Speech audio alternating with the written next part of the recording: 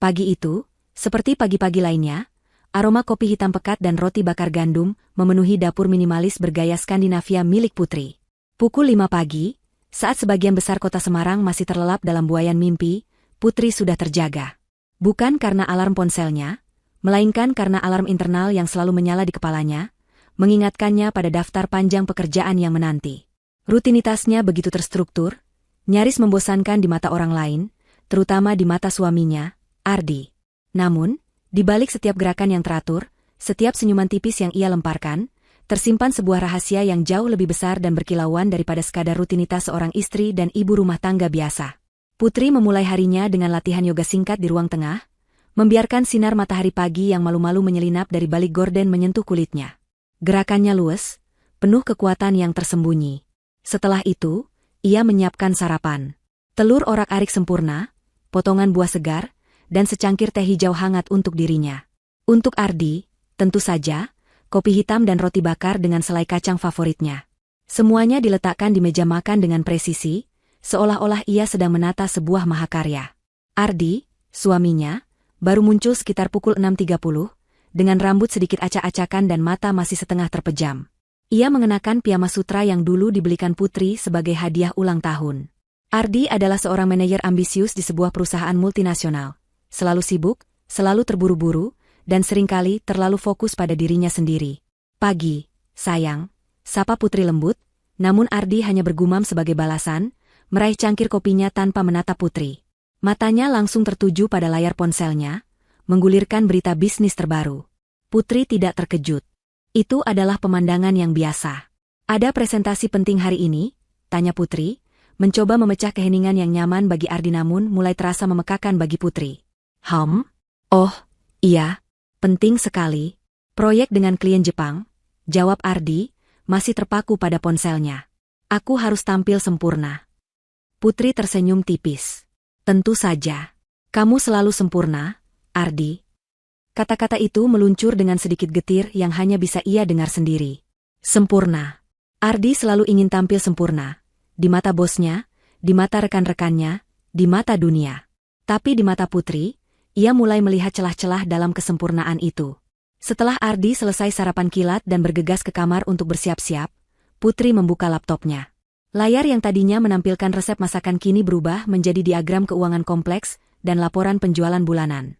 Jari jemarinya menari lincah di atas keyboard, mengetik balasan email, memeriksa stok bahan baku, dan menjadwalkan pertemuan dengan kepala koki. Putri bukan sekadar ibu rumah tangga. Ia adalah otak di balik beberapa bisnis yang sukses, termasuk sebuah restoran mewah terkemuka di pusat kota Semarang, yang ironisnya, sangat sering disebut-sebut oleh Ardi sebagai tempat impiannya untuk fine dining. Ia membalas email dari manajer restorannya, Pak Bayu, mengenai persiapan sebuah acara gala dinner besar yang akan diadakan dalam beberapa minggu ke depan. Sebuah acara eksklusif dan penting, yang akan dihadiri oleh para petinggi perusahaan, kolega, dan klien penting. Ia membaca detailnya dengan cermat, memberikan instruksi spesifik mengenai menu, dekorasi, dan daftar tamu VIP. Setiap detail harus sempurna. Putri, kemejaku sudah disetrika? Suara Ardi menggelegar dari kamar, membuyarkan konsentrasi Putri. Dengan cepat, ia menutup layar laptop dan mengubahnya menjadi aplikasi jadwal harian. Sudah, digantung di lemari. Sayang, jawab Putri, bangkit dan melangkah ke kamar tidur. Saat ia membantu Ardi merapikan dasinya, Ardi menatap cermin, bukan pada Putri. Hari ini mungkin aku pulang larut lagi. Banyak hal yang harus diselesaikan untuk presentasi besok. Putri mengangguk. Tidak apa-apa. Aku akan siapkan makan malam.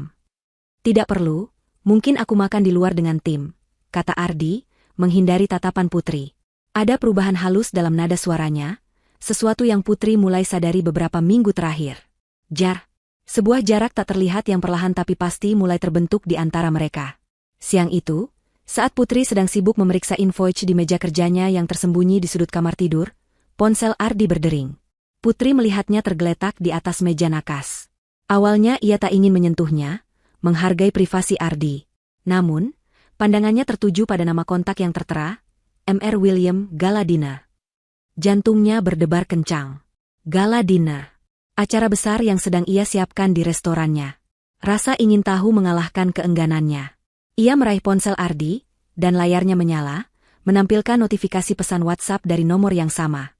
Sebuah undangan digital yang mewah dan eksklusif. Undangan ke acara gala dinner perusahaan Ardi. Dan lokasi acara? The Grand Delicacy Restaurant. Matanya membelalak. Itu adalah restorannya. Restoran miliknya. Senyum tipis dan getir kembali tersungging di bibir Putri. Jadi, Ardi akan datang ke restorannya. Mungkin, pikirnya, ini akan menjadi kesempatan bagus baginya untuk akhirnya mengungkapkan rahasianya. Untuk menunjukkan pada Ardi bahwa ia bukan sekadar wanita rumahan yang membosankan. Sebuah harapan kecil mulai tumbuh di dadanya. Ardi pasti akan mengajaknya. Bukan? Sebagai istrinya, sebagai pasangannya. Sore harinya, Ardi pulang dengan langkah bersemangat. Ia langsung mencari Putri, yang sedang menyiram tanaman di teras. "Putri, tebak apa?" seru Ardi. Suaranya dipenuhi kegembiraan yang jarang Putri dengar belakangan ini. Putri membalikkan badan, menyembunyikan senyumnya. "Ada apa, Ardi?" "Aku dapat undangan. Undangan gala dinner perusahaan. Di The Grand Delicacy." Ardi menunjukkan undangan di ponselnya, matanya berbinar. "Ini acara besar, Putri. Semua petinggi akan datang, klien-klien penting, bahkan CEO dari kantor pusat Jepang." Putri pura-pura terkejut. "Oh, benarkah? Wah, itu pasti acara yang sangat mewah." "Tentu saja. Dan aku sangat antusias. Ini bisa jadi kesempatan emas untuk karirku." Ardi terus berbicara dengan penuh semangat, tentang bagaimana ia akan membangun jaringan, bagaimana ia akan meninggalkan kesan yang baik. Putri mendengarkan dengan sabar, menahan napas, menunggu Ardi mengutarakan kalimat yang paling ia inginkan. "Kamu harus datang bersamaku, sayang." Namun, kalimat itu tak kunjung datang. Ardi terus berbicara tentang bagaimana ia harus memilih setelan jas terbaiknya, bagaimana ia harus mempersiapkan diri. Ia berjalan mondar-mandir di ruang tamu, matanya berkeliling, seolah mencari sesuatu. Ngomong-ngomong, Putri, Ardi tiba-tiba menghentikan langkahnya dan menatap Putri. Tatapannya kini berubah, dari kegembiraan menjadi sedikit penilaian. "Kamu tahu kan, acara seperti ini sangat penting untuk citra. Para istri juga akan datang, dan mereka biasanya sangat stylish." Jantung Putri mencelos. Ia tahu kemana arah pembicaraan ini. "Penampilan itu penting," lanjut Ardi, suaranya sedikit ragu. "Aku tahu kamu nyaman dengan pakaian rumahanmu, tapi untuk acara seperti gala dinner, kamu harus tampil representatif." Putri menunduk, menatap gaun katun sederhananya. Pakaian yang selalu ia kenakan di rumah, yang selalu Ardi anggap sebagai pakaian ibu rumah tangga. Rasa sakit dan amarah bercampur aduk di dadanya. Apakah Ardi sedang mengisyaratkan bahwa ia tidak cukup representatif untuk menemaninya? "Maksudmu, aku tidak pantas menemanimu?" tanya Putri pelan, suaranya nyaris berbisik. Malam-malam setelah Ardi mengungkapkan kekhawatirannya tentang penampilan Putri, suasana di rumah mereka berubah. Ada dinding tak kasat mata yang tumbuh semakin tinggi dan tebal di antara mereka. Ardi menjadi lebih pendiam, lebih sering menatap ponselnya, dan senyumnya, yang dulu bisa membuat hari Putri terasa hangat, kini terasa dipaksakan, tipis, dan cepat berlalu.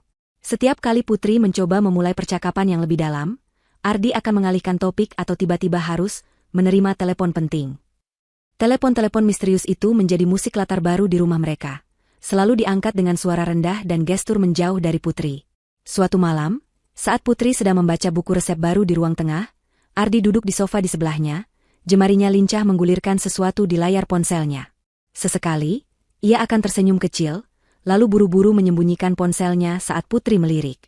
Gelagat aneh ini terus berulang. Putri merasakan gerusan kecurigaan di hatinya, seperti pasir halus yang terus mengikis ketenangannya. Dia mencoba menepis pikiran-pikiran buruk. Mungkin Ardi sedang sibuk dengan proyek barunya. Mungkin ada kejutan yang sedang ia siapkan. Namun, alasan-alasan itu terasa semakin tipis, tidak mampu menutupi lubang di hatinya yang semakin menganga. Minggu-minggu berlalu. Gala dinner semakin dekat. Ardi pulang semakin larut. Ada kalanya, ia bahkan tidak pulang, dengan alasan menginap di hotel dekat kantor karena pekerjaan tak terduga. Putri tahu, itu adalah kebohongan. Instingnya, intuisi seorang istri, berteriak bahwa ada sesuatu yang jauh lebih besar dari sekadar pekerjaan tak terduga. Aroma parfum yang asing sering tercium samar di baju Ardi, wangi manis yang bukan miliknya. Ada bekas lipstik tipis di kerah kemejanya yang nyaris tak terlihat, namun tak luput dari penglihatan tajam Putri. Puncaknya adalah saat Putri menemukan sehelai rambut panjang berwarna terang menempel di jaket Ardi yang ia gantung di belakang pintu kamar mandi. Rambut Putri berwarna hitam pekat. Jantungnya berdebar kencang, memompa darah dengan kecepatan luar biasa. Darah seolah mendidih dalam nadinya. Kecurigaan itu kini memiliki bukti fisik. Malam itu, Putri tidak bisa tidur. Ia berbaring di samping Ardi yang terlelap pulas, namun matanya terbuka lebar, menatap langit-langit kamar yang gelap. Pikirannya kalut. Ia merasa terhina, dikhianati, dan diremehkan. Wanita yang di mata Ardi hanyalah ibu rumah tangga biasa yang tidak representatif. Kini sedang menghadapi kenyataan pahit bahwa suaminya mungkin mencari kenyamanan di luar. Keesokan paginya, Putri membuat keputusan. Ia tidak bisa lagi hidup dalam ketidakpastian. Ia harus mencari tahu. Penyelidikan diam-diamnya pun dimulai. Pertama, ia mencoba memeriksa riwayat panggilan Ardi. Bukan hal mudah, karena Ardi selalu membawa ponselnya kemanapun, bahkan ke kamar mandi. Namun, suatu pagi, saat Ardi sedang mandi, ponselnya bergetar di atas nakas.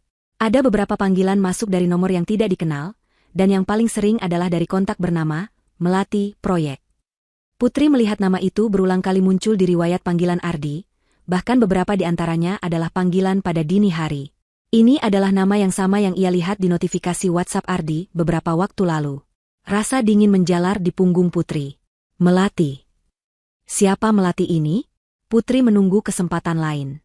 Saat Ardi sedang sarapan dan asyik dengan berita di tabletnya, Putri dengan cepat meraih ponsel Ardi yang tergeletak di meja dan membuka aplikasi galeri.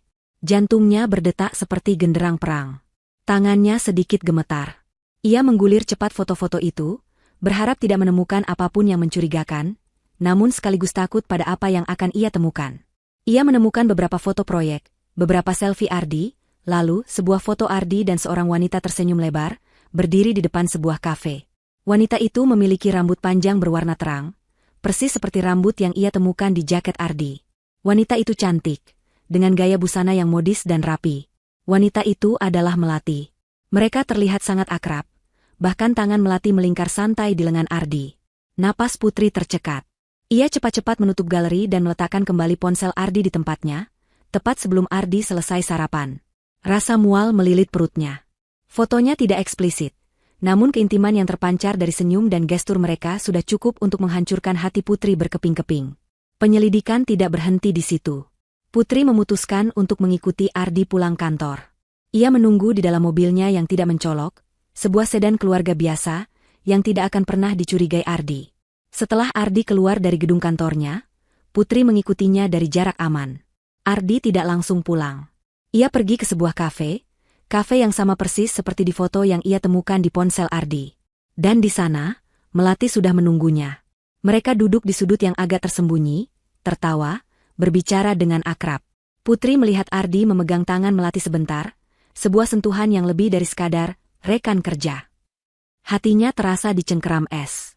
Putri mengamati mereka selama hampir 2 jam. Mereka terlihat seperti sepasang kekasih yang sedang dimabuk asmara, bukan 2 rekan kerja yang sedang lembur proyek. Ardi terlihat begitu lepas, begitu bahagia, sebuah ekspresi yang sudah lama tidak ia tunjukkan pada Putri. Ia melihat Ardi membayar semua pesanan, bahkan membukakan pintu mobil untuk Melati saat mereka pergi. Putri mengikuti mereka lagi. Mobil Ardi berhenti di sebuah kompleks apartemen mewah yang tidak jauh dari kafe.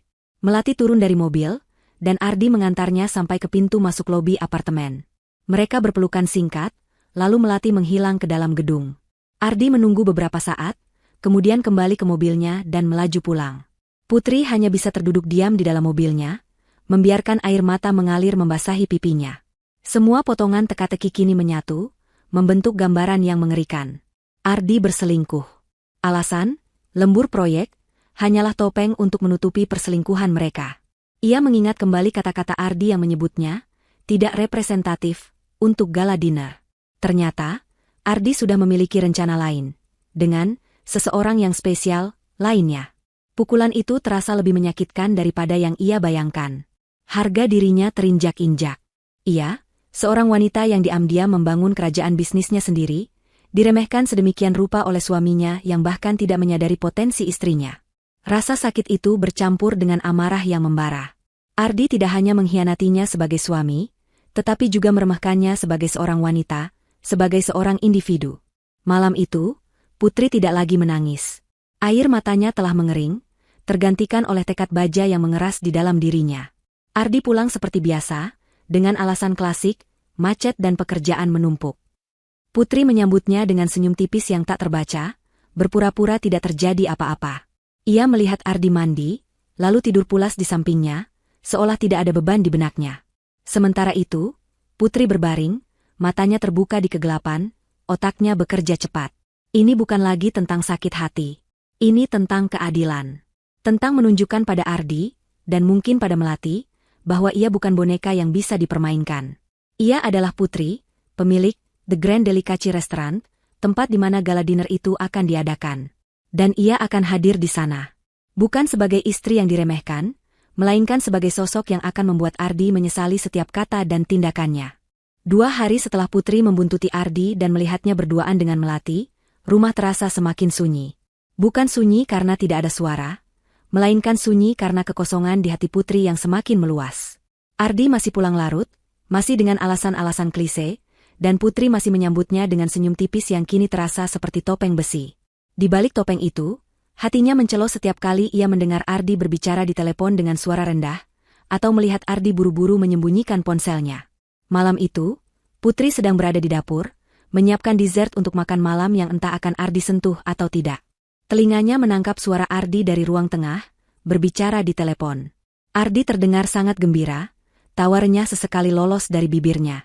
Putri berusaha tidak menguping, tetapi ada bagian dari dirinya yang haus akan kebenaran, seburuk apapun itu. Tentu saja aku akan datang bersamamu. Suara Ardi terdengar jelas, meskipun ia berusaha mengecilkan volume suaranya. Aku sudah tidak sabar. Ini akan jadi malam yang spesial. Aku akan bawa seseorang yang spesial ke acara itu. Seketika, pisau yang dipegang Putri untuk memotong buah terlepas dari tangannya, jatuh ke lantai dengan bunyi nyaring. Jantungnya berdebar kencang, lebih cepat dari detak jantung saat ia pertama kali melihat foto Ardi dan Melati. Kali ini, rasa sakitnya berlipat ganda. Punggungnya terasa ditusuk 99 jarum panas. Seseorang yang spesial, dan orang itu, sudah pasti, bukan dirinya. Ardi telah berjanji akan membawa Melati ke gala dinner, acara yang diadakan di restorannya sendiri. Ironi ini terasa begitu kejam. Ia merasa diremukan, diinjak-injak, dihina tanpa ampun. Air mata yang sudah berminggu-minggu ia tahan, kini tak terbendung lagi. Mereka mengalir deras, membasahi pipinya, menjatuhkan diri ke lantai dapur. Ia terhuyung ke sudut, merosot, dan membiarkan isak tangisnya pecah. Isak tangis yang tertahan, penuh kepahitan, kekecewaan, dan kemarahan yang membakar. Ia menangis bukan hanya karena pengkhianatan Ardi, tetapi juga karena ia telah diremehkan sedemikian rupa. Seorang wanita yang bekerja keras membangun bisnisnya dari nol, kini dianggap tidak cukup baik, tidak cukup representatif untuk mendampingi suaminya di acara penting. Setelah tangisnya reda, yang tersisa hanyalah kekosongan yang dingin dan tekad yang membaja. Putri bangkit, menyeka air matanya dengan punggung tangan. Matanya kini bersinar dengan sesuatu yang lain. Bukan lagi kesedihan, melainkan api kemarahan yang terkendali. Ia tidak akan membiarkan Ardi dan Melati lolos begitu saja. Ia tidak akan menjadi istri yang duduk di rumah, menangisi nasibnya. Ia adalah Putri, pemilik The Grand Delicacy Restaurant, dan ia akan hadir di gala dinner itu. Bukan sebagai istri Ardi, melainkan sebagai dirinya sendiri, dalam kapasitas yang jauh lebih besar dan berpengaruh. Putri mengeluarkan ponselnya dan menghubungi satu-satunya orang yang mengetahui identitas aslinya, Dita. Dita adalah sahabat lamanya sejak kuliah, orang yang selalu mendukung Putri dalam setiap langkahnya, dari merintis usaha kecil hingga membangun restoran mewah. Dita adalah orang yang bisa ia percaya sepenuhnya. Dita, suara Putri bergetar, namun ada kekuatan yang baru di dalamnya. Aku butuh bantuanmu. Dita, yang bekerja sebagai seorang event organizer sukses, langsung merasakan ada yang tidak beres dari nada suara Putri. Putri, ada apa? Suaramu. Putri menarik napas dalam-dalam. Ardi, dia akan datang ke gala dinner di restoranku. Dengan wanita lain. Hening sejenak di ujung telepon. Lalu, Dita berseru marah. Apa? Ardi bajingan itu. Berani-beraninya. Aku butuh kau membantuku. Potong Putri, aku akan hadir di gala dinner itu. Tapi bukan sebagai istri Ardi. Aku akan hadir sebagai pemilik restoran. Dan aku ingin membuat mereka menyesal seumur hidup. Dita terdiam, lalu sebuah seringai terbentuk di wajahnya. Aku suka itu. Rencana apa yang ada di pikiranmu? Sejak hari itu, kehidupan Putri yang tadinya membosankan, berubah drastis. Ia dan Dita mulai menyusun rencana secara rahasia. Pertemuan mereka dilakukan di luar rumah, di kafe-kafe terpencil atau di kantor Dita setelah jam kerja. Mereka berkomunikasi melalui pesan terenkripsi dan panggilan telepon rahasia, memastikan Ardi tidak mencurigai apapun. Langkah pertama adalah transformasi penampilan. Putri, yang selalu tampil sederhana dengan gaun longgar dan riasan minimalis, kini harus berubah menjadi sosok yang elegan, berkelas, dan memukau. Dita, dengan koneksinya yang luas, mengatur janji temu dengan penata rias profesional, desainer busana ternama, dan penata rambut terbaik di kota. Kita tidak hanya akan mengubah penampilanmu, Putri, kata Dita, menatap Putri di cermin. Kita akan mengubah persepsi mereka tentang dirimu. Dari wanita yang diremehkan menjadi ratu malam. Putri menghabiskan berjam-jam di butik, mencoba berbagai gaun malam. Ia memilih gaun yang tidak mencolok, namun memiliki potongan elegan dan bahan berkualitas tinggi yang memancarkan aura kemewahan tanpa perlu banyak embel-embel. Warna yang ia pilih adalah biru midnight yang dalam, sebuah warna yang melambangkan misteri, kekuatan, dan ketenangan. Gaun itu menonjolkan lekuk tubuhnya dengan anggun, memancarkan aura percaya diri yang belum pernah Ardi lihat. Penata rias mengajarinya teknik riasan smokey eyes yang dramatis namun tetap terlihat alami, dan lipstick nude yang elegan. Penata rambut menciptakan gaya rambut abdu yang anggun, menonjolkan leher jenjangnya. Setiap sesi persiapan adalah proses penemuan kembali diri, proses penyembuhan bagi Putri. Setiap kali ia melihat pantulannya di cermin, ia tidak lagi melihat Putri yang membosankan atau tidak representatif, melainkan seorang wanita yang kuat, berkelas, dan penuh tekad. Selain penampilan, Putri juga melatih postur dan caranya berjalan. Dita membantunya berlatih berjalan di atas panggung, bagaimana menyapa orang dengan anggun, dan bagaimana memancarkan aura kepemilikan. Ia bahkan menonton video-video red carpet selebriti dunia, mempelajari setiap gerakan dan ekspresi. Sementara itu, di rumah, Putri tetap menjalankan perannya sebagai istri dengan sempurna. Ia menyiapkan sarapan Ardi, membereskan rumah, dan berpura-pura tidak tahu apa-apa tentang kepergian Ardi yang semakin sering. Ia bahkan mendengarkan celotehan Ardi tentang betapa pentingnya gala dinner itu, tentang bagaimana ia akan meninggalkan kesan yang baik. Setiap kata Ardi terasa seperti pisau yang mengukir tekadnya lebih dalam. Suatu malam, Ardi pulang dengan senyum lebar di wajahnya. Aku baru saja bertemu Melati, katanya santai, tanpa menyadari perubahan ekspresi sekecil apapun di wajah Putri. Dia sangat membantu dengan persiapan presentasi. Wanita yang sangat kompeten dan sangat berkelas. Putri tersenyum tipis. Oh ya, baguslah kalau begitu. Ia menahan diri untuk tidak berkomentar lebih jauh. Kata-kata, sangat berkelas, dan sangat kompeten, itu terasa seperti cambuk di telinganya. Mereka akan melihat siapa yang sebenarnya, berkelas, di malam gala dinner nanti. Menjelang hari H, Putri semakin menjaga jarak. Ia sering beralasan, ada rapat penting dengan ibu-ibu PKK, atau membantu Dita mempersiapkan acara amal, agar bisa menghabiskan waktu lebih banyak di luar, untuk persiapan terakhirnya. Ardi terlalu sibuk dengan urusannya sendiri, sehingga tidak menyadari kejanggalan itu. Matanya terlalu buta, hatinya terlalu tertutup oleh ambisi dan pengkhianatan. Putri memeriksa daftar tamu VIP di restorannya untuk gala dinner. Malam gala dinner perusahaan Ardi akhirnya tiba. Udara di Semarang terasa hangat dan lembab, namun di dalam lobi The Grand Delicacy Restaurant, suasana sejuk dan mewah menyambut setiap tamu. Lampu kristal raksasa berkilauan di langit-langit, memantulkan cahaya lembut ke lantai marmer yang mengilap. Aroma masakan gourmet dan bunga lili segar memenuhi ruangan, menciptakan atmosfer yang elegan dan eksklusif. Meja-meja bundar berbalut taplak linen putih bersih tertata apik, dihiasi rangkaian bunga segar dan peralatan makan perak yang berkilauan. Ardi tiba tepat waktu, pukul 7 malam, mengenakan jas tuxedo hitam yang tampak mahal, disetrika sempurna. Di sisinya, Melati tampil memukau dalam gaun malam merah marun berpotongan bodycon yang menonjolkan setiap lekuk tubuhnya. Rambut pirangnya ditata rapi dengan gaya glamour, dan riasan wajahnya terlihat profesional, menonjolkan mata tajam dan bibir penuh. Ia tampak percaya diri, lengannya melingkar di lengan Ardi dengan posesif. Begitu mereka melangkah masuk, perhatian beberapa tamu langsung tertuju pada pasangan itu. Ardi adalah seorang manajer yang ambisius dan dikenal baik di lingkaran perusahaan, dan kehadirannya dengan wanita yang begitu mencolok tentu menarik pandangan. Mereka disambut oleh beberapa kolega Ardi yang sudah tiba, dan Ardi dengan bangga memperkenalkan Melati. "Ini Melati, rekanku dari tim proyek," kata Ardi, suaranya dipenuhi nada kebanggaan yang aneh. Melati tersenyum manis, mengulurkan tangan untuk berjabat tangan dengan anggun. Mereka menuju meja mereka, yang terletak di area cukup sentral, memungkinkan mereka untuk melihat dan terlihat oleh tamu-tamu penting lainnya, termasuk Bos Ardi, Bapak Sanjaya, dan beberapa klien besar dari Jakarta. Putri mengawasi semuanya dari ruangan pengawasan tersembunyi di lantai atas, yang didesain khusus agar pemilik bisa mengamati jalannya acara tanpa terlihat. Layar-layar monitor menampilkan setiap sudut restoran, dari area lobi hingga dapur. Ia melihat Ardi dan Melati tertawa bersama, berbisik-bisik, dan terlihat begitu serasi. Hatinya mencelos lagi, tetapi kali ini, rasa sakit itu tak lagi diikuti air mata. Melainkan tekad yang membara, dingin, dan perhitungan. "Waktunya, Putri," bisik Dita, yang kini sudah berada di sampingnya, mengenakan gaun koktail hitam yang elegan. Dita telah membantunya di menit-menit terakhir, memastikan semuanya berjalan sesuai rencana. Putri menarik napas dalam. "Aku siap." Di lantai bawah, suasana gala semakin meriah. Musik jazz yang lembut mengalun, gelas-gelas wine berdenting, dan percakapan bisnis yang serius bercampur dengan tawa ringan. Ardi dan Melati tampak menikmati diri mereka.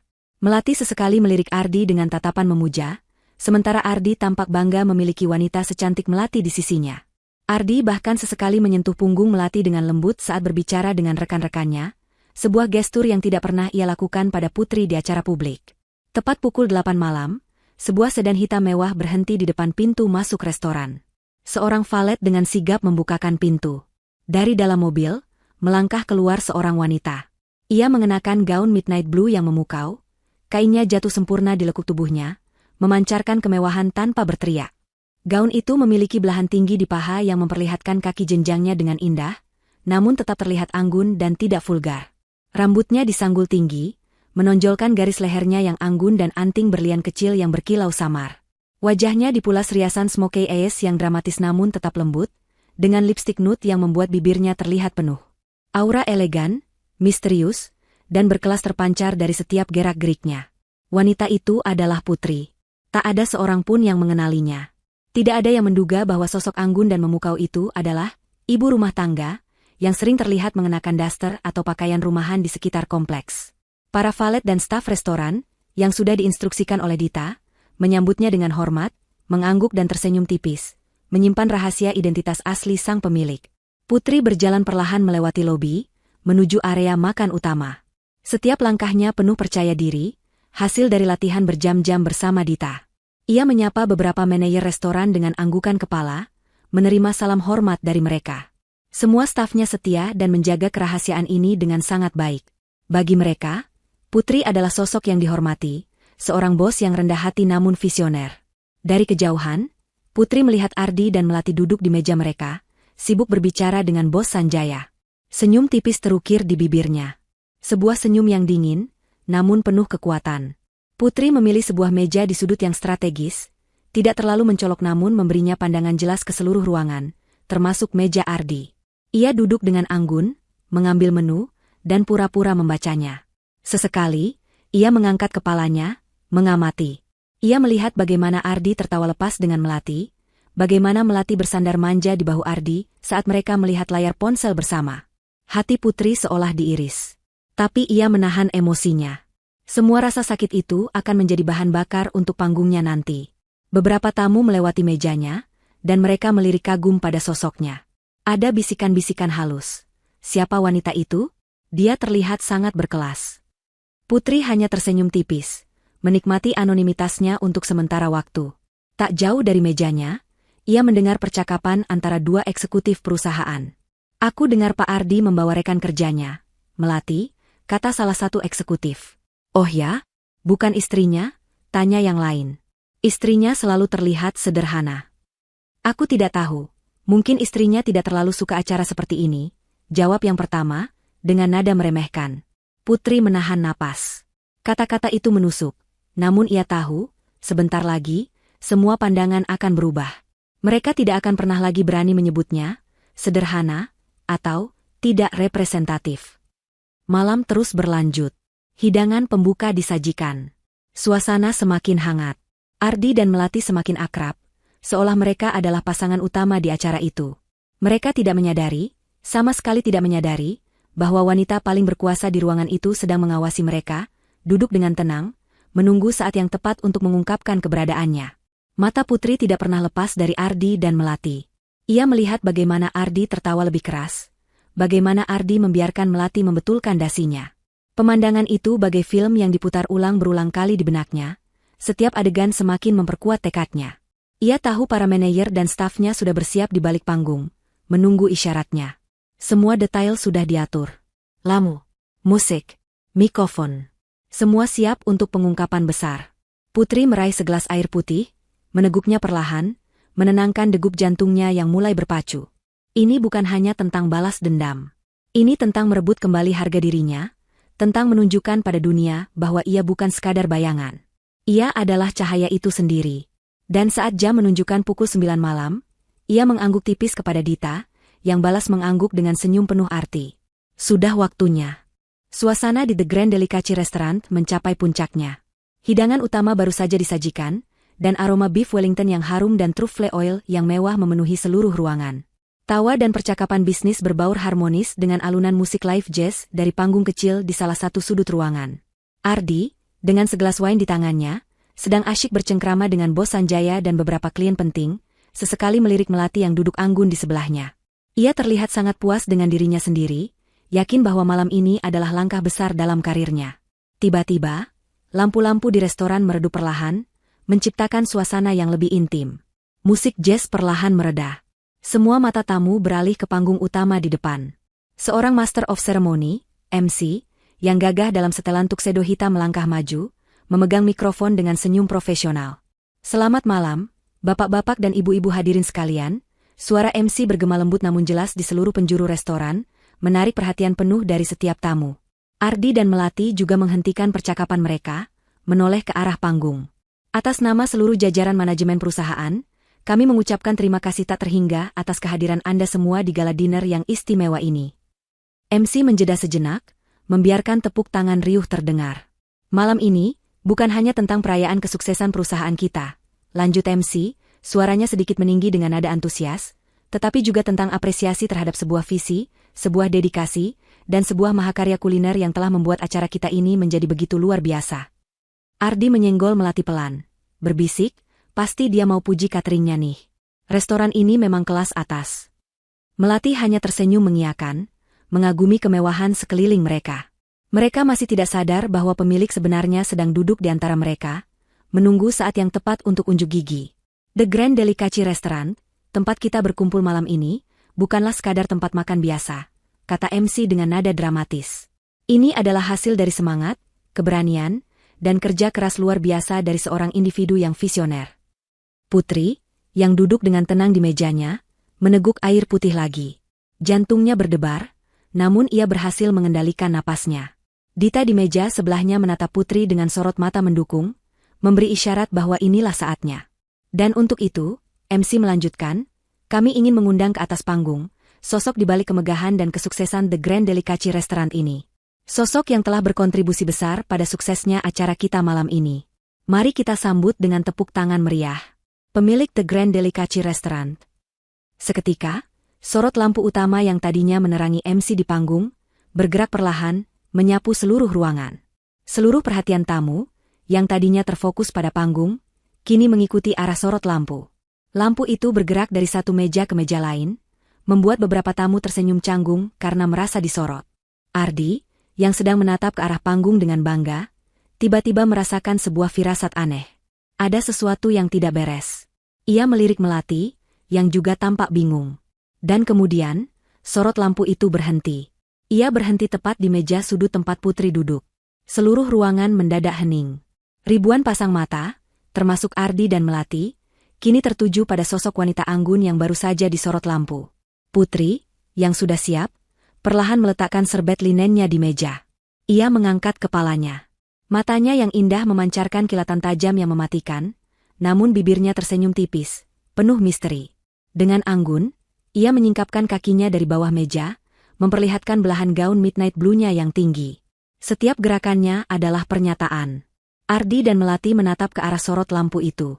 Mereka melihat seorang wanita yang begitu memukau, begitu berkelas, begitu jauh dari citra Putri yang mereka kenal. Gaunnya, rambutnya yang tertata sempurna, dan aura yang dipancarkannya, semuanya menjeritkan kemewahan dan kekuatan. "Siapa dia?" bisik Melati, matanya membelalak kagum. Ardi mengernyitkan dahi. Wanita itu terlihat familiar. Tapi tidak mungkin. Istrinya tidak mungkin tampil seperti itu. Istrinya di rumah, mengenakan daster. Putri perlahan bangkit dari kursinya. Ia tidak terburu-buru. Setiap langkahnya adalah pertunjukan.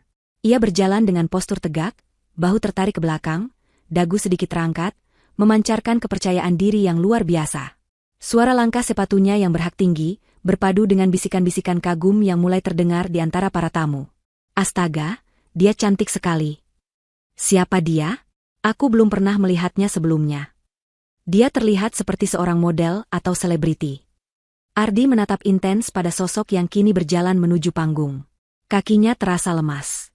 Ada sesuatu yang sangat akrab dari cara wanita itu bergerak, dari cara kepalanya sedikit miring saat ia tersenyum tipis. Jantungnya mulai berdetak tak karuan. Keringat dingin mulai membasahi dahinya. Semakin dekat wanita itu ke panggung, semakin jelas fitur wajahnya terlihat.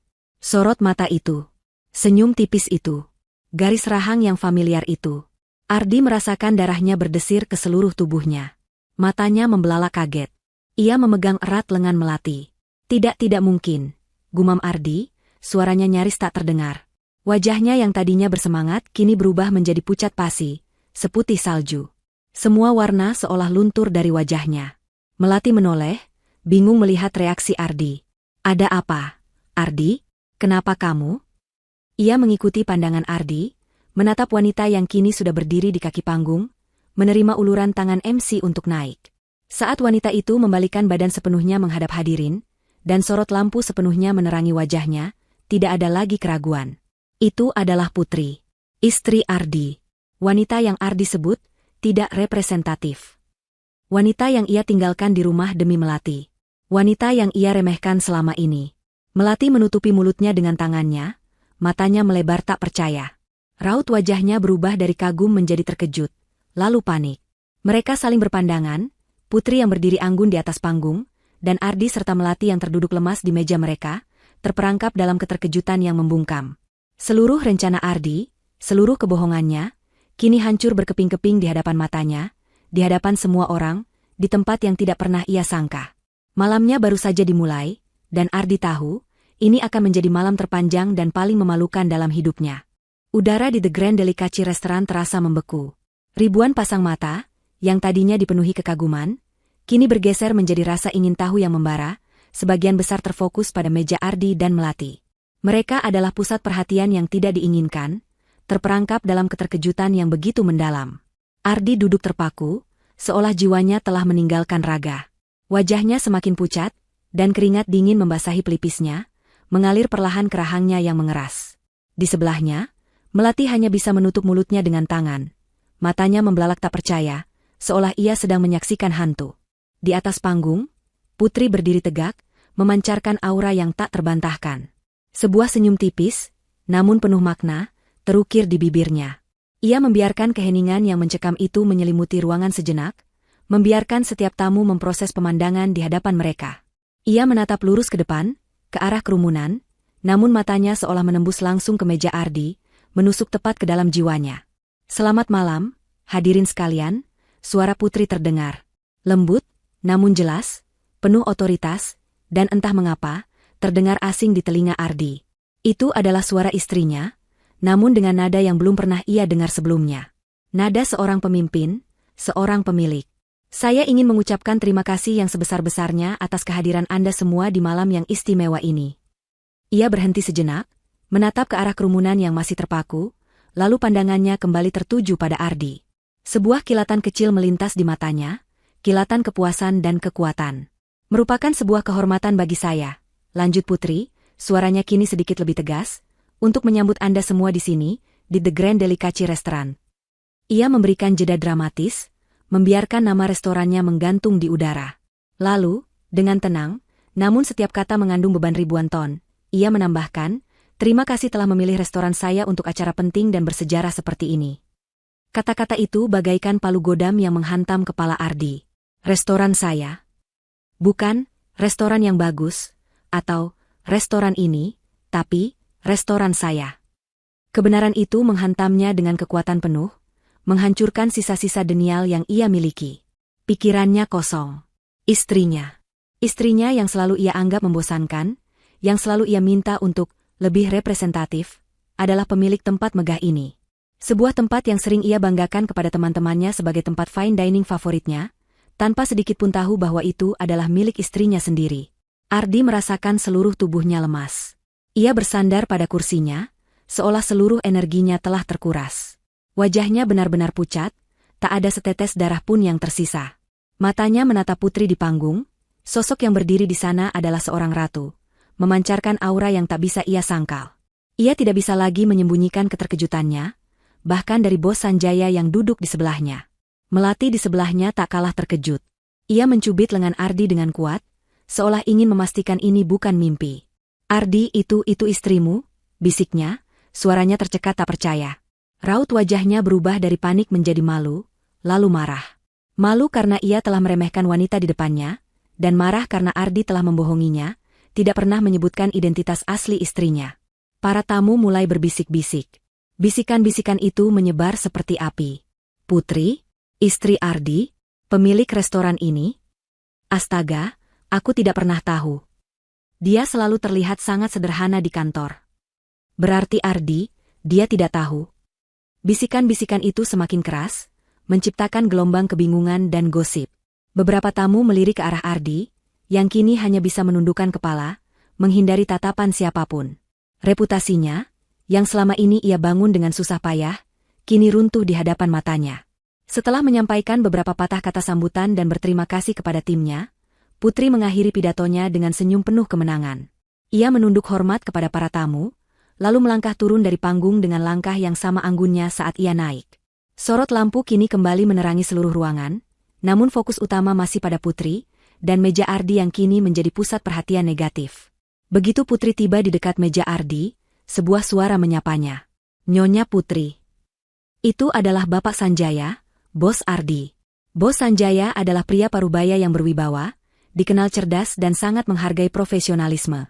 Ia bangkit dari kursinya, menghampiri Putri dengan senyum ramah dan mengulurkan tangan. Sebuah kehormatan bisa bertemu Anda secara langsung, kata Bapak Sanjaya, menjabat tangan Putri dengan hangat. Restoran Anda sungguh luar biasa. Pelayanannya, makanannya, suasananya semuanya sempurna. Putri membalas senyumnya. Terima kasih banyak, Bapak Sanjaya. Merupakan kehormatan bagi saya untuk menjadi tuan rumah bagi acara penting perusahaan Anda. Bapak Sanjaya mengangguk, lalu pandangannya beralih ke Ardi, yang kini menatap ke bawah, menghindari tatapan bosnya. Sebuah kerutan muncul di dahi Bapak Sanjaya. Ardi, panggil Bapak Sanjaya. Suaranya sedikit lebih berat. Ardi mengangkat kepalanya perlahan, wajahnya semakin memerah. Mengapa kamu tidak pernah bilang kalau istrimu adalah pemilik The Grand Delicacy ini? Pertanyaan itu meluncur polos, namun terasa seperti tusukan pedang bagi Ardi. Ia tidak bisa menjawab. Tenggorokannya tercekat, dan ia hanya bisa tergagap-gagap. Saya. Ardi mencoba mencari kata-kata, tetapi tidak ada yang keluar dari mulutnya. Otaknya buntu. Ia tidak bisa mengakui bahwa ia tidak tahu, atau bahwa ia sengaja merahasiakannya karena menganggap Putri tidak representatif. Melati, yang kini duduk diam di kursinya, mencoba menutupi wajahnya dengan tangannya, berharap bisa menghilang di telan bumi. Tatapan ingin tahu dan menghakimi dari tamu lain terasa membakar kulitnya. Putri menatap Ardi dengan tatapan dingin. Ia tidak mengucapkan sepatah kata pun untuk membela Ardi, atau menjelaskan apapun. Ia hanya membiarkan keheningan dan pertanyaan Bapak Sanjaya menggantung di udara, menambah penderitaan Ardi. Bapak Sanjaya memperhatikan interaksi canggung itu. Ia adalah pria yang cerdas, dan ia bisa merasakan ada sesuatu yang tidak beres di antara pasangan suami istri itu. Ia mengamati ekspresi Putri yang tenang namun berkuasa, dan ekspresi Ardi yang panik dan malu. Yah, tidak apa-apa, kata Bapak Sanjaya akhirnya, mencoba mencairkan suasana yang tegang. Yang penting, ini adalah pengalaman yang luar biasa. Saya sangat terkesan, Nyonya Putri. Kami pasti akan mempertimbangkan restoran Anda untuk acara-acara perusahaan kami di masa depan. Putri tersenyum manis. Terima kasih atas kepercayaannya, Bapak Sanjaya. Setelah Bapak Sanjaya pergi, suasana di sekitar meja Ardi semakin mencekam.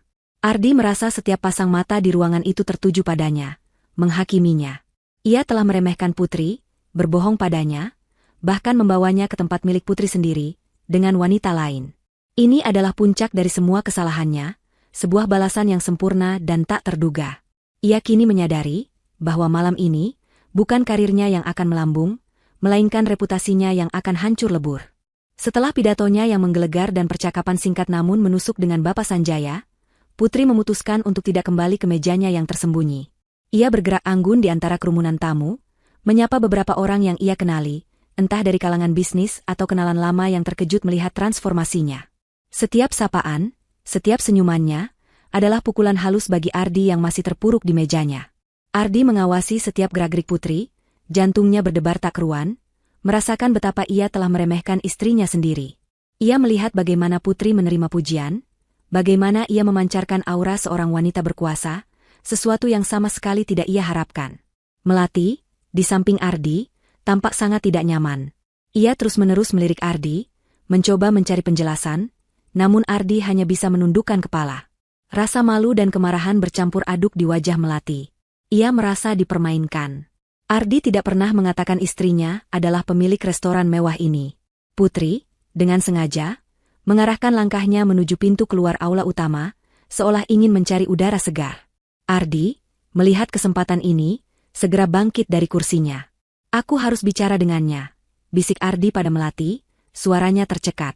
Ia tidak menunggu jawaban Melati, langsung bergegas mengejar Putri. Melati ingin menahannya, ingin berteriak padanya, namun ia terlalu malu dan terkejut untuk berbuat apa-apa. Ia hanya bisa melihat Ardi mengejar istri yang baru saja mengubur harga dirinya hidup-hidup. Ardi menemukan Putri di koridor yang sedikit lebih sepi, tidak jauh dari pintu ke area dapur. Putri sedang berbicara dengan seorang manajer restoran, memberikan instruksi dengan nada profesional. Begitu Ardi mendekat, manajer itu mengangguk hormat pada Putri dan pamit undur diri, meninggalkan mereka berdua. Putri berbalik, tatapan matanya kini sedingin es, namun tetap tenang. Tidak ada kemarahan yang meluap-luap, hanya kekecewaan yang mendalam dan tekad yang kuat. Putri. Ardi tergagap, suaranya serak. Ia mencoba meraih tangan Putri, namun Putri dengan cepat menariknya. Jangan sentuh saya, Ardi, kata Putri, suaranya pelan namun tegas, membuat Ardi terkesiap. Ia tidak pernah mendengar Putri berbicara dengan nada seperti itu kepadanya. Putri, aku bisa jelaskan. Ardi mencoba merangkai kata, pandangannya kacau, mencari-cari alasan. Aku tidak pernah tahu kalau kamu pemilik restoran ini. Putri mendengus kecil, sebuah suara yang nyaris tak terdengar namun penuh sarkasme. Oh, benarkah? Suami macam apa yang tidak tahu apa yang dimiliki istrinya? Matanya menajam. Atau memang kamu tidak pernah peduli untuk tahu? Kata-kata Putri menghantam Ardi seperti tamparan keras. Ardi merasakan pipinya memanas, bukan karena amarah, melainkan karena rasa malu yang luar biasa. Ia adalah seorang manajer ambisius yang bangga dengan wawasannya di dunia bisnis. Namun ia begitu buta terhadap sosok yang paling dekat dengannya. Aku minta maaf, Putri, kata Ardi, suaranya bergetar. Aku tahu aku salah. Aku meremehkanmu. Aku sungguh menyesal. Putri hanya menatapnya, tidak menunjukkan reaksi emosional apapun. Menyesal? Setelah semua ini, Ardi? Ia melipat tangan di depan dada, postur tubuhnya memancarkan kekuatan yang tak tergoyahkan. Kamu meremehkan saya. Kamu menganggap saya hanya seorang ibu rumah tangga biasa yang tidak mengerti apa-apa tentang dunia bisnismu. Kamu bahkan mengatakan saya tidak representatif untuk menemanimu ke acara sepenting ini. Ardi menunduk, tidak berani menatap mata Putri. Aku tidak bermaksud seperti itu. Oh, kamu bermaksud seperti itu, Ardi, potong Putri, suaranya tetap tenang namun penuh penekanan. Kamu melihat saya sebagai seseorang yang hanya bisa mengurus rumah, menyiapkan makanan, dan menunggu kepulanganmu. Kamu terlalu sibuk dengan egomu, dengan ambisimu, sampai kamu tidak melihat wanita yang ada di sampingmu. Tiba-tiba, suara langkah kaki terdengar mendekat. Melati muncul di ujung koridor, dengan wajah merah padam. Ia tidak tahan lagi dengan rasa malu dan penasaran. Ardi, seru Melati, mendekat dengan langkah cepat. Apa-apaan ini? Kenapa kamu tidak pernah bilang kalau istrimu adalah pemilik restoran ini? Kamu membohongi saya. Ardi menoleh ke arah Melati, panik. Ia tidak ingin konfrontasi ini menjadi 3 arah. Putri menoleh pada Melati, dengan tatapan sedingin es yang membuat Melati terdiam di tempatnya. Tatapan itu adalah perpaduan antara penghinaan dan kekuatan, sebuah peringatan tak terucap. Saya rasa, ini bukan urusan Anda, Nona Melati, kata Putri dengan suara datar, tanpa sedikit pun emosi. Ini adalah urusan rumah tangga saya. Dan mengenai apa yang suami saya katakan kepada Anda, itu adalah tanggung jawabnya. Melati, yang tadinya penuh keberanian, langsung bungkam. Tatapan Putri begitu mengintimidasi, membuatnya merasa kecil dan tidak berarti. Ia tidak menyangka wanita yang ia anggap lawan, atau saingan, adalah sosok yang jauh lebih superior dalam segala hal. Rasa malunya semakin menjadi-jadi. Ardi mencoba mengambil kesempatan. Melati, ini tidak seperti yang kamu kira. Tidak seperti yang aku kira. Putri tersenyum sinis. Ardi, jangan membuat keadaan semakin buruk. Saya sudah melihat semuanya. Dari rambut asing di jaketmu, foto kalian di kafe itu, sampai bagaimana kamu mengantarnya pulang ke apartemennya. Kata-kata Putri meluncur begitu saja, tenang namun menghancurkan. Wajah Ardi semakin pucat. Ia tidak menyangka Putri tahu sejauh itu. Bagaimana kamu tahu? Ardi bertanya, suaranya nyaris seperti bisikan putus asa. Kamu pikir saya sebodoh itu? Putri balas bertanya, dengan sorot mata yang penuh kekecewaan. Kamu terlalu sibuk mengurus ambisimu sampai kamu lupa bahwa saya juga punya mata, dan juga punya akal. Saya tahu kamu sering pulang larut. Saya tahu kamu punya nomor, Melati, di ponselmu, dan saya tahu kamu selalu menyembunyikan sesuatu. Ia mengambil langkah maju, mendekati Ardi, membuat Ardi mundur selangkah. Kamu menganggap saya hanya sebagai latar belakang. Ardi, kata Putri, suaranya kini sedikit bergetar karena emosi yang ia tahan. Seseorang yang tidak memiliki impian, tidak memiliki ambisi, tidak memiliki nilai lebih. Tapi saya, Ardi, adalah orang yang membangun tempat ini dari nol. Saya bekerja keras, siang dan malam, membangun mimpi saya, sementara kamu sibuk mengejar ambisimu sendiri. Putri berhenti tepat di depan Ardi. Ia memandang suaminya dari atas ke bawah, dengan tatapan yang dulu penuh cinta, kini dipenuhi rasa muak dan kekecewaan. Dan kamu berani membawa seseorang yang spesial ke tempat yang saya bangun dengan keringat dan air mata saya sendiri. Suaranya meninggi sedikit, namun masih dalam kendali. Kamu berjanji membawa seseorang yang spesial ke acara yang paling penting bagi karirmu, sambil meremehkan istrimu sendiri yang kebetulan adalah pemilik tempat ini. Ironis, bukan? Ardi tidak bisa berkata-kata. Semua penyesalan, rasa malu, dan kesalahan seolah menghantamnya bersamaan. Ia melihat betapa besar kesalahan yang telah ia lakukan. Bukan hanya perselingkuhan itu, tetapi juga cara ia meremehkan dan memperlakukan Putri selama bertahun-tahun. Melati, yang masih berdiri di sana, kini merasakan hawa dingin. Situasi ini jauh lebih rumit dari yang ia bayangkan. Ia adalah rekan kerja Ardi, bukan apa-apa bagi Putri. Ia telah masuk ke dalam pusaran masalah rumah tangga orang lain, dan itu terasa sangat tidak nyaman. Putri menarik napas dalam, menghembuskannya perlahan. Emosinya terkendali kembali. Pagi hari setelah gala dinner yang menggemparkan, kantor tempat Ardi bekerja diselimuti atmosfer yang tegang dan penuh bisikan. Belum genap jam 8 pagi, namun berita tentang malam kemarin sudah menyebar seperti api liar. Ponsel-ponsel di meja saling bergetar, grup-grup chat kantor mendadak ramai, dan para karyawan yang baru datang langsung disuguhi cerita dari mereka yang sudah lebih dulu tiba. Mereka berbisik-bisik di bilik-bilik, di dekat mesin kopi, dan bahkan di toilet. Ardi melangkah masuk ke kantor dengan kepala tertunduk. Ia mencoba berjalan secepat mungkin menuju mejanya, berharap bisa melewati kerumunan tanpa menarik perhatian. Namun, sia-sia. Begitu ia memasuki area kerjanya, ia merasakan ratusan pasang mata menatapnya. Bisikan-bisikan langsung mereda, digantikan oleh keheningan aneh yang lebih menusuk daripada suara keras. Ia bisa merasakan tatapan menghakimi, penasaran, dan bahkan kasihan dari rekan-rekannya. Di sepanjang koridor, ia mendengar patahan-patahan kalimat seperti, jadi istrinya sendiri pemilik The Grand Delicacy itu, atau, dia selingkuh dengan Melati di restorannya sendiri, dan yang paling sering, dia tidak tahu istrinya punya restoran mewah. Ardi duduk di kursinya, merasakan gelombang panas membakar pipinya.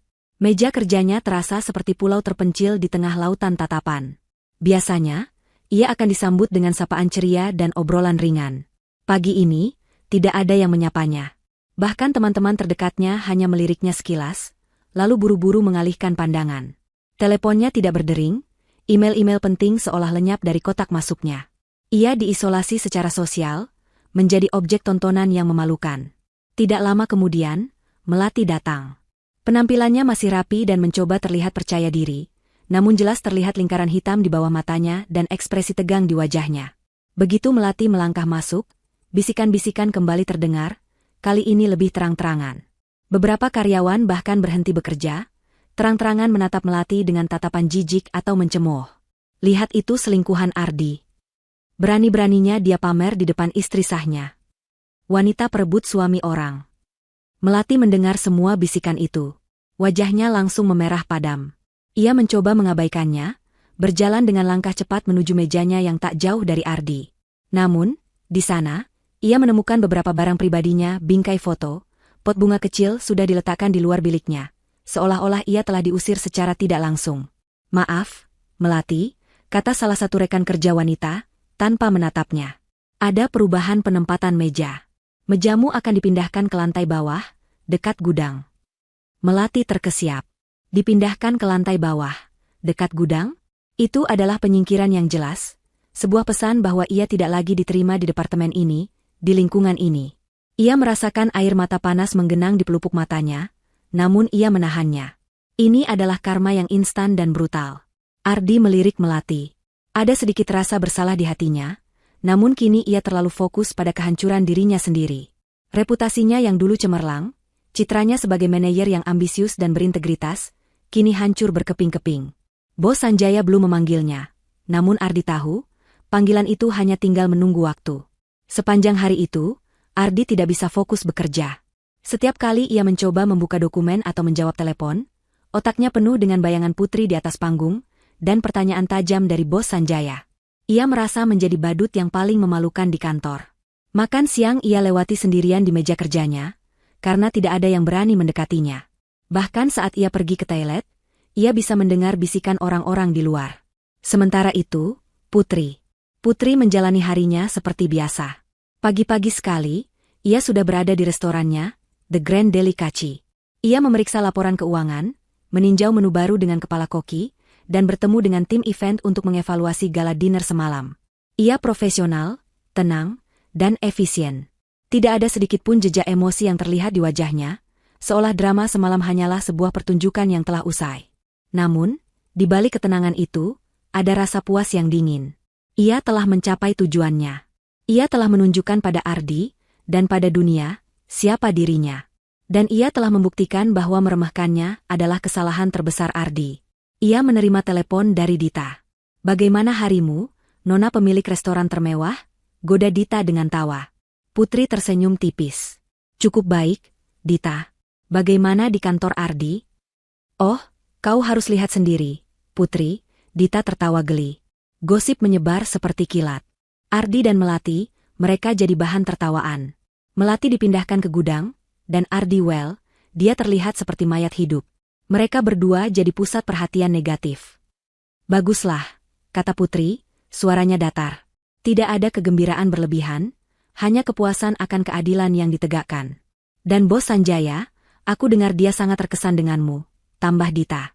"Ada kemungkinan mereka akan mengadakan lebih banyak acara di restoranimu." Putri hanya mengangguk. Ia sudah menduga. Kualitas restorannya memang tidak diragukan. Meski demikian, Putri tetap menjaga jarak dari Ardi.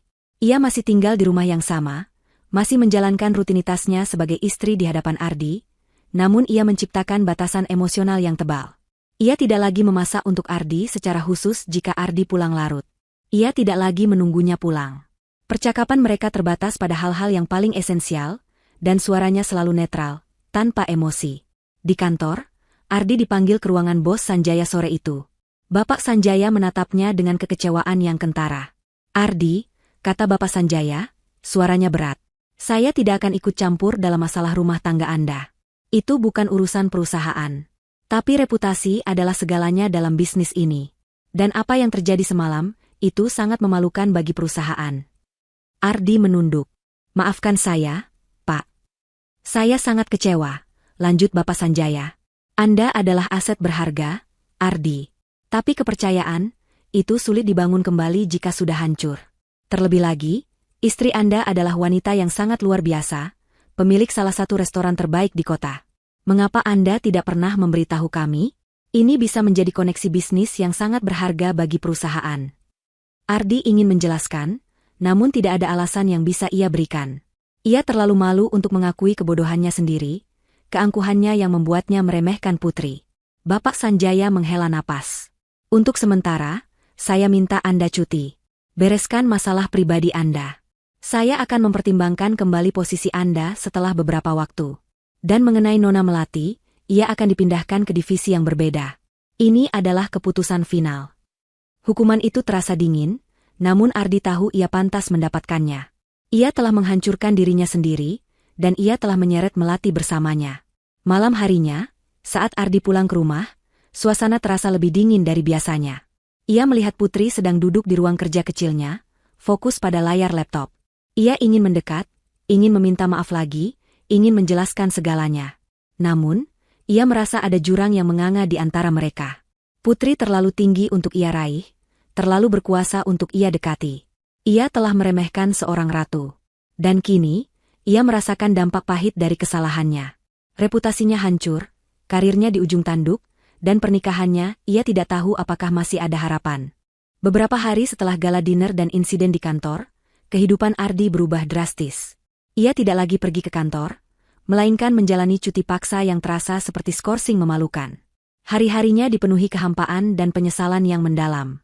Ponselnya yang dulu selalu ramai dengan notifikasi pekerjaan kini sepi, hanya sesekali berdering dari nomor ibunya yang khawatir, atau dari teman-teman yang ingin tahu detail gosipnya. Ia mencoba menghubungi Melati, namun pesannya tidak pernah dibalas, dan panggilannya selalu dialihkan. Melati menghilang, mungkin malu, mungkin marah, atau mungkin sudah menemukan proyek lain. Di rumah, Ardi melihat Putri setiap hari. Namun, kehadiran Putri kini terasa begitu jauh, seolah ada dinding transparan yang tidak bisa ia tembus. Putri masih menjalankan rutinitasnya dengan sempurna. Menyiapkan sarapan, mengurus rumah, bahkan sesekali berbicara dengannya tentang hal-hal sepele seperti tagihan listrik atau persediaan bahan makanan. Tapi suaranya datar, tanpa emosi, dan tatapan matanya selalu menghindari tatapan Ardi. Tidak ada lagi senyum hangat, tidak ada sentuhan, tidak ada obrolan ringan yang dulu mengisi hari-hari mereka. Mereka hidup di bawah satu atap, namun dalam dua dunia yang berbeda. Ardi mencoba untuk memulai. Suatu pagi, ia mengirimkan Putri buket bunga mawar putih besar ke meja sarapan, disertai kartu bertuliskan, "Maafkan aku, sayang. Aku menyesal." Putri hanya meliriknya sekilas, lalu berbisik pada Mbok Sum, asisten rumah tangga mereka, untuk meletakkan bunga itu di vas. Tidak ada senyum, tidak ada kata terima kasih. Buket bunga itu terasa seperti seonggok sampah yang membusuk di sudut hati Ardi.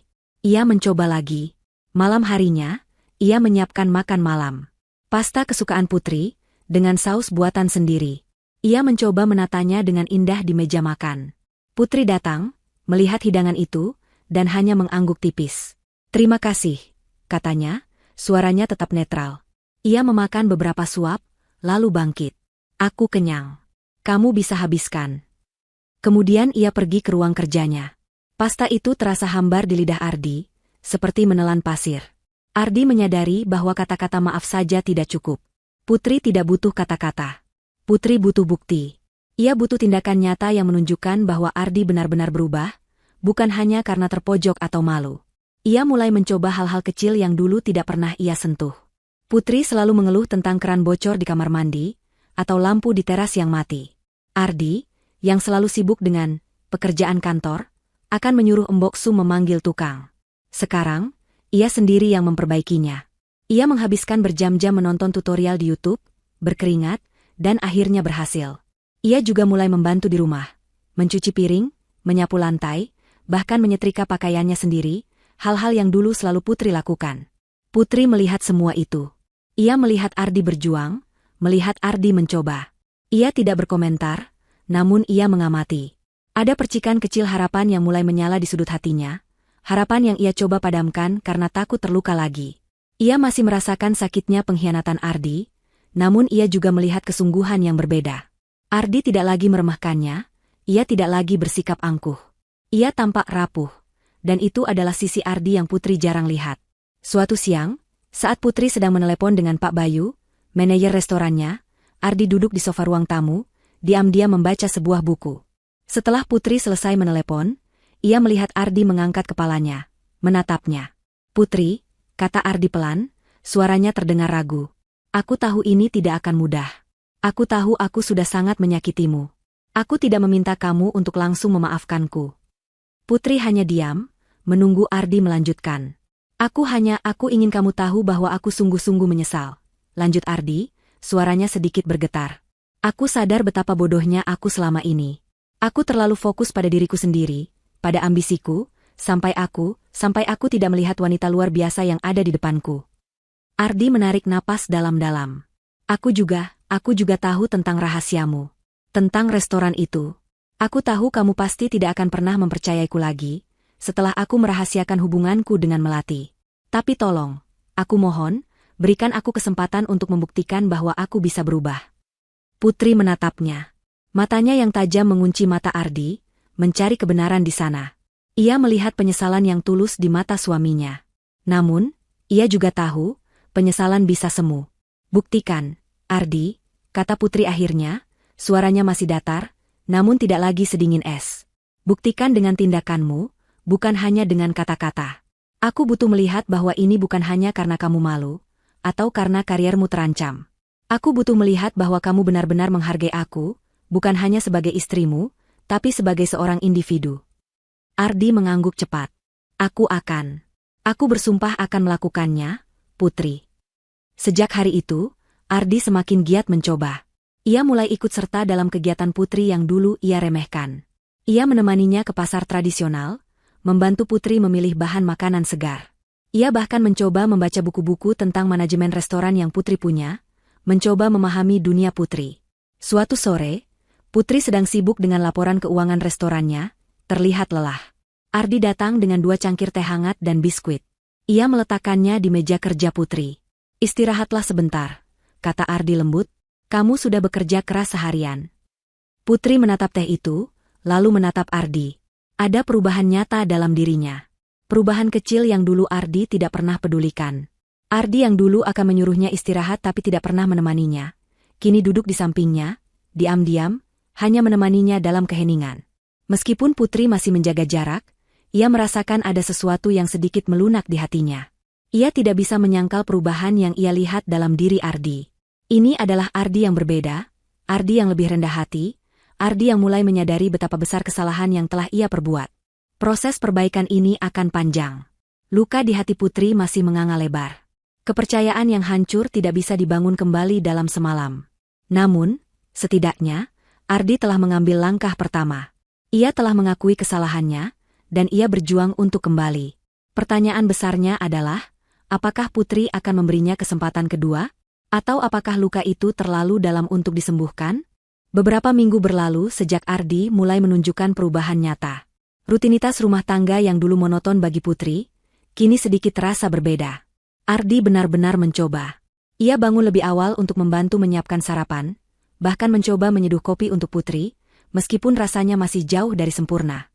Ia tidak lagi pulang larut tanpa kabar, dan ponselnya tidak lagi menjadi perisai di antara mereka. Ia bahkan mencoba mengajukan diri untuk menemani Putri ke restoran, ingin belajar dan memahami dunia yang selama ini ia abaikan. Namun, Putri masih menjaga batas. Sore itu, hujan deras mengguyur kota Semarang.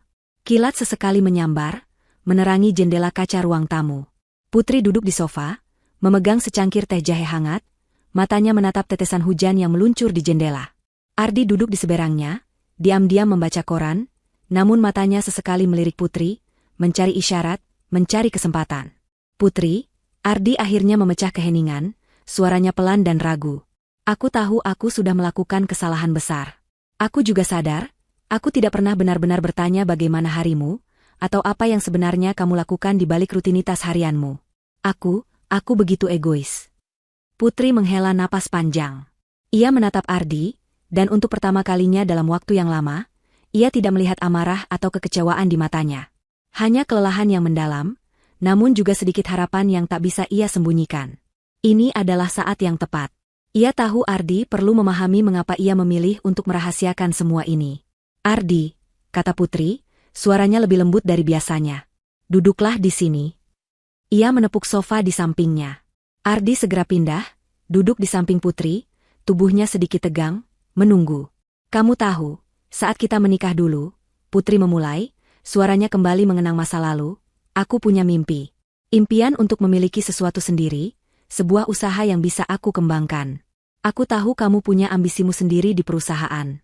Aku tidak ingin mengganggumu, atau membuatmu merasa tersaingi. Ardi mendengarkan dengan saksama, raut wajahnya menunjukkan penyesalan. Dulu, saat aku mulai membangun usaha catering kecil-kecilan dari dapur ini, lanjut Putri, pandangannya menerawang ke sudut dapur, kamu selalu sibuk. Pulang larut, seringkali tidak sempat melihat apa yang aku kerjakan. Setiap kali aku mencoba bercerita, kamu akan bilang, bagus, sayang, tapi jangan sampai mengganggu pekerjaan utamaku. Atau, itu cuma hobi kan?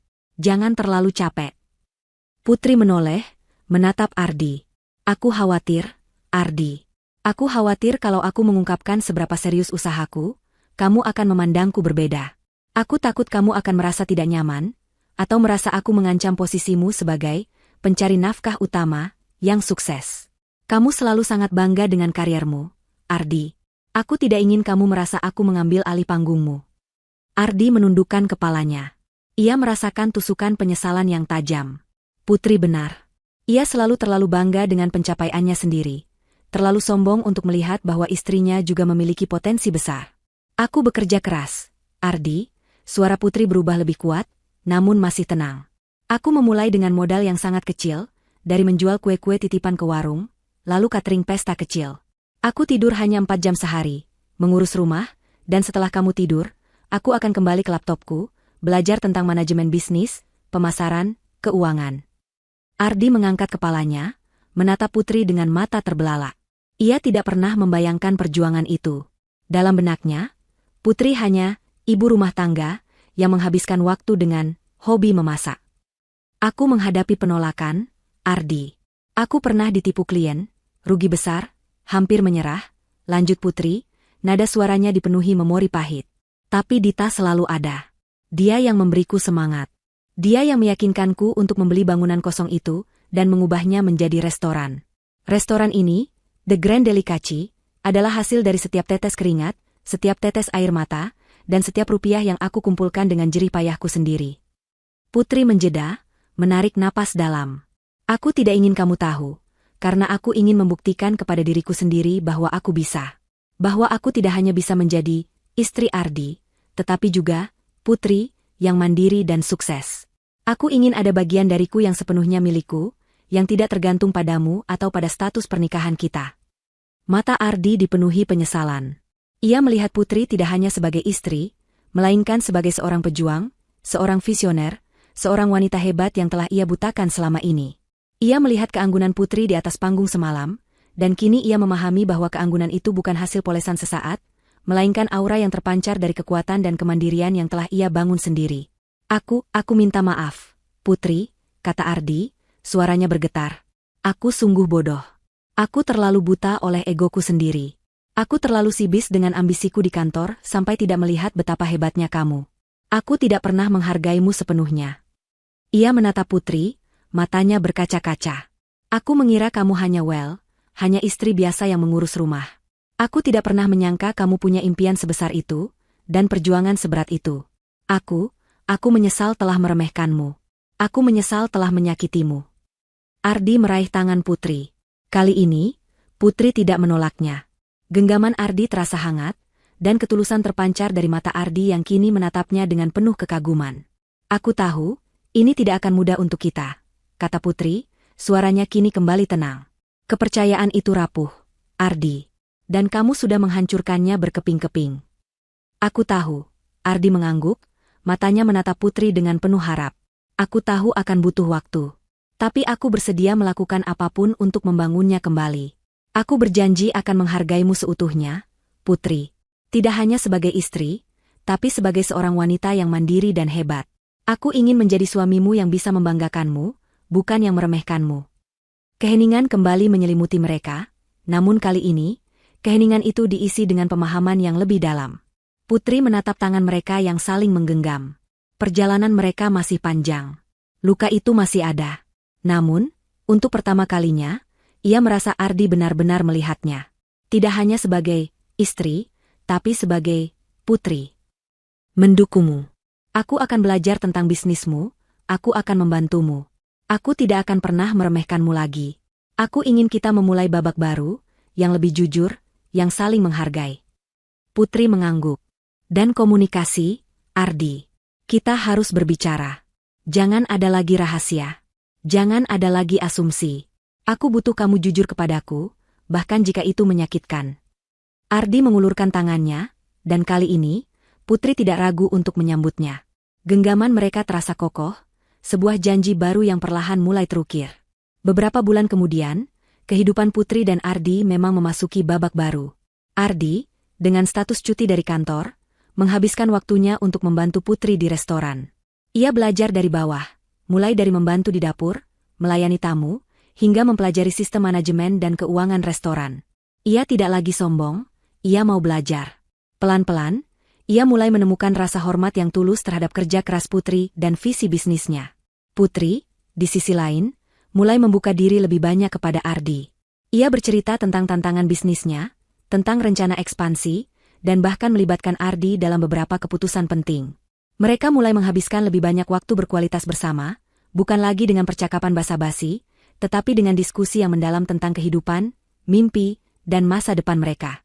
Ardi juga tidak lagi sibuk dengan ponselnya saat di rumah, ia lebih sering menghabiskan waktu bersama Putri, terkadang hanya dengan membaca buku di sofa yang sama, atau membantu Putri menyiapkan makan malam. Meskipun luka lama tidak sepenuhnya hilang, mereka perlahan membangun kembali jembatan kepercayaan yang runtuh. Ardi membuktikan penyesalannya dengan tindakan, dan Putri, dengan hati yang lapang, memberi kesempatan itu. Pernikahan mereka memang tidak akan pernah kembali seperti semula, tetapi ia menjadi lebih kuat, lebih jujur, dan dibangun di atas fondasi rasa hormat dan penghargaan yang sejati. Ardi kini bangga memiliki Putri, bukan hanya sebagai istrinya, tetapi sebagai seorang wanita hebat yang berdiri tegak di sampingnya, seorang ratu dalam dunianya sendiri. Mereka tahu perjalanan masih panjang, namun kini mereka menghadapinya bersama, sebagai pasangan yang setara. Putri menarik napas dalam, memejamkan mata sejenak, lalu membukanya dan menatap Ardi. Ia melihat penyesalan di mata Ardi, ia melihat usahanya, dan sebagian dari dirinya ingin memaafkan. Namun, luka itu masih terlalu menganga. Rasa sakit pengkhianatan, ditambah dengan bertahun-tahun ia merasa tidak terlihat dan diremehkan, tidak bisa dihapuskan hanya dengan beberapa minggu perubahan.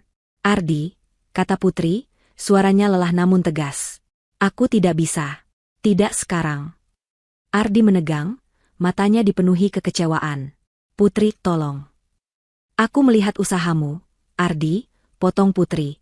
Dan aku menghargainya. Kamu sudah menunjukkan penyesalan. Tapi luka ini bukan hanya tentang kamu selingkuh, Ardi. Ini tentang bagaimana kamu membuatku merasa tidak berarti selama bertahun-tahun. Tentang bagaimana kamu meremehkan setiap aspek dari diriku. Putri bangkit dari sofa, berjalan menuju jendela, menatap refleksi dirinya di kaca yang kini memantulkan sosok seorang wanita kuat. Aku butuh waktu. Banyak waktu. Untuk menyembuhkan diriku sendiri, untuk menemukan kembali diriku sendiri. Ardi juga bangkit, menghampiri Putri. Kita bisa menyembuhkannya bersama, Putri. Aku akan membantumu. Aku akan menjadi suami yang lebih baik. Aku bersumpah. Putri menggelengkan kepalanya. Maaf, Ardi. Aku tidak bisa membangun kembali kepercayaan ini jika hatiku sendiri masih penuh dengan pecahan kaca. Aku tidak bisa memberikan diri sepenuhnya kepadamu jika aku sendiri masih rapuh. Lalu apa yang akan terjadi pada kita? Tanya Ardi, suaranya putus asa. Putri berbalik, menatap Ardi dengan tatapan yang penuh kesedihan, namun juga kekuatan. Aku tidak tahu, Ardi. Aku tidak bisa menjanjikan apapun sekarang. Aku tidak ingin lagi hidup dalam kebohongan, atau berpura-pura bahagia. Aku butuh ruang. Aku butuh waktu untuk fokus pada diriku, pada bisnisku, pada apa yang membuatku bahagia. Ia mengambil napas dalam. Untuk sementara, mungkin kita perlu berpisah. Bukan cerai, tapi berpisah. Memberi ruang bagi kita masing-masing untuk bernapas, untuk berpikir. Aku akan tinggal di apartemen di dekat restoran selama beberapa waktu. Wajah Ardi memucat. Berpisah? Tapi Putri, ini bukan hukuman. Ardi, potong Putri. Ini adalah proses. Proses penyembuhan. Aku butuh waktu untuk melihat apakah kita masih bisa diselamatkan, atau apakah kita harus menemukan kebahagiaan masing-masing di jalan yang berbeda. Aku ingin melihat apakah kamu benar-benar berubah, atau hanya karena kondisi ini. Putri berjalan menuju kamarnya, mengambil tas kecil berisi beberapa pakaian. Ardi hanya bisa berdiri mematung, menyaksikan istrinya, wanita yang ia remehkan, kini melangkah pergi. Ia merasa hancur, namun ia tahu, ia pantas menerimanya. Putri meninggalkan rumah itu malam itu, menuju apartemen barunya. Ia tidak tahu apa yang akan terjadi di masa depan. Apakah perpisahan ini akan menjadi jembatan menuju rekonsiliasi yang lebih kuat? Ataukah ini adalah awal dari akhir? Ia tidak tahu. Namun, satu hal yang pasti, ia tidak lagi menjadi putri yang diremehkan. Ia adalah putri, seorang wanita mandiri yang berhak atas kebahagiaan, dan ia akan mengejarnya, tidak peduli apapun yang terjadi. Hubungan mereka belum pulih, namun ada harapan samar di kejauhan. Atau mungkin, ini adalah babak baru bagi Putri untuk menemukan kebahagiaannya sendiri, dengan atau tanpa Ardi.